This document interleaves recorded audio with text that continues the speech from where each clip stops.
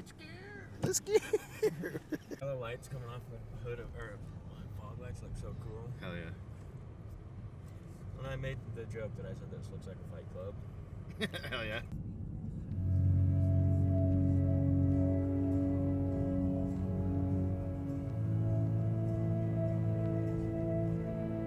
We're going to a place I haven't been for 17 years. I'm 29 now and was 12 then, but it doesn't feel like it's been 17 years. This place has burned itself permanently onto my psyche and soul, just as I'm sure it has for many millions of others. What would it be like? The same as I remember? Would it feel as impossibly large and wild as it did to my child self?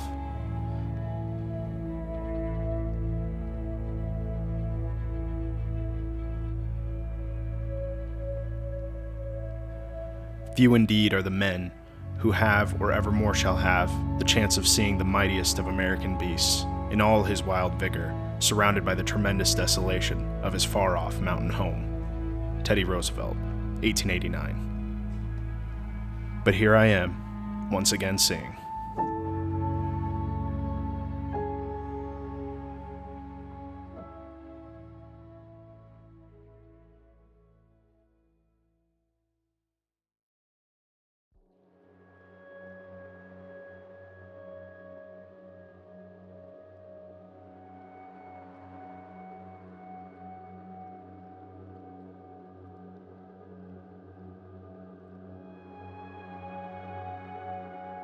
Moving deeper into the park, it becomes clear that with certainty, there will be bison around every bend in the road and seen dotting every hill in all directions. You can't miss them.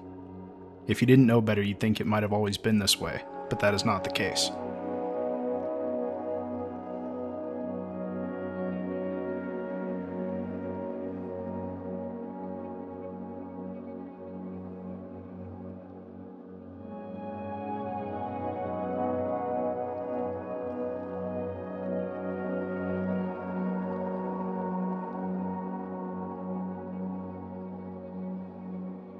Calling back to Roosevelt, in his day less than 100 bison remained in the wild.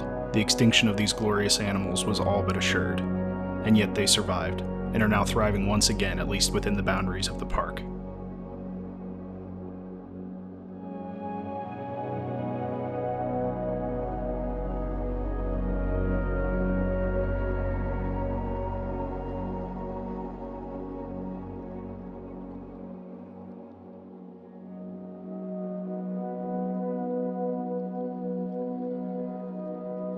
We're checking out some bighorn sheep right now.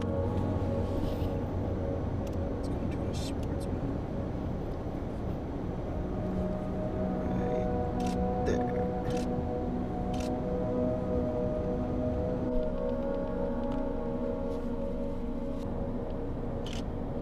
He's got a bunch of shit coming in his ass.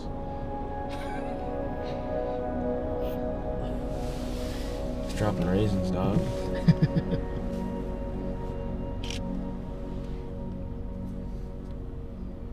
That one's got a fucking magpie jumping around on it.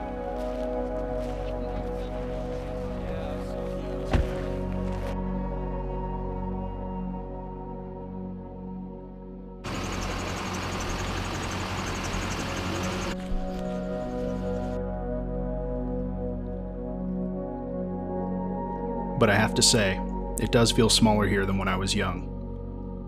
To be fair, though, to the majesty of Yellowstone, much of the park is closed in winter to reduce the stress on its denizens during this critical time in their yearly bid for survival. Still, though, it does feel smaller. I'm reminded of the millions of bison that once roamed the Great Plains, just as all the rest of the wildness here once extended over the entire continent.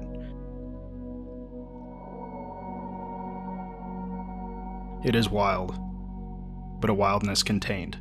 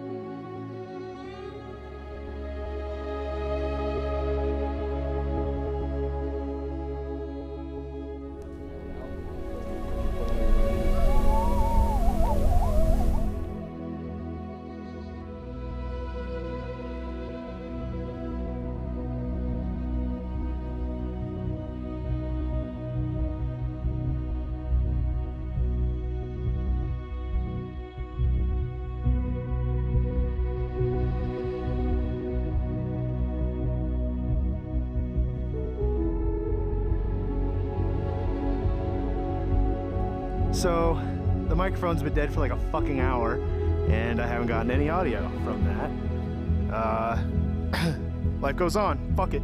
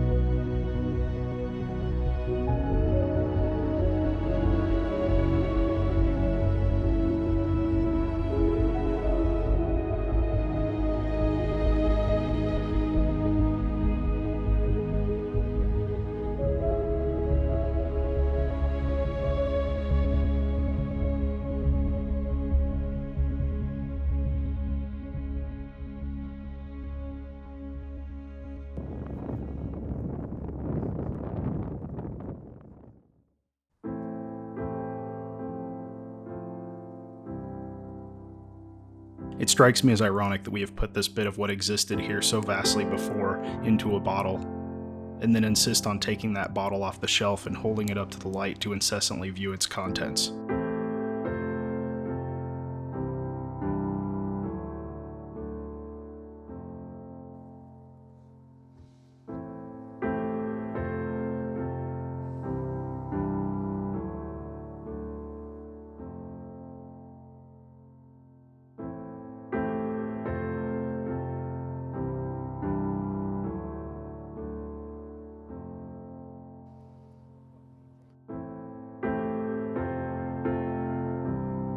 Seeing all the cars and tour buses passing, the army of snowplows working through the day to keep the roads clear for us, and the looky-loos, of which I am one, makes me wonder if our presence here is right.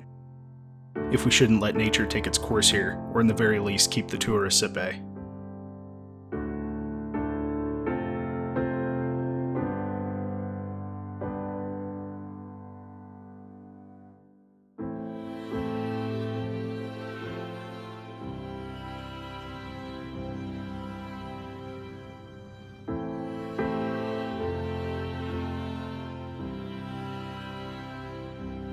Our final stop in the park, Mammoth Hot Springs. Ever-boiling water springing forth from the earth as a whisper of the magma chambers below, creating beautiful travertine monuments to the forces contained within it. Although scientists say the chance of the Yellowstone supervolcano erupting is very low, it is possible. Its tumultuous nature cannot be predicted, the volcano cannot be domesticated. If it so desired, it could blow a good chunk of Wyoming, Montana, and Idaho into the upper atmosphere and send the entire world into calamity. So for now, I come to the conclusion that while not perfect, a compromising truce is to our benefit. We humans can take our turns at playing tourist, seeking to feel a glimmer of our ancient wild natures within ourselves, and the park, gaining our continued patronage and stewardship. This place could at any moment cease to exist, and in being witnessed by millions every year, it will always remain in memory and live forever in the souls of those who come here. And as for the bison, I find it hard to believe they mind us too much, and while they may stumble, I refuse to believe that they could ever fall away from this earth forever.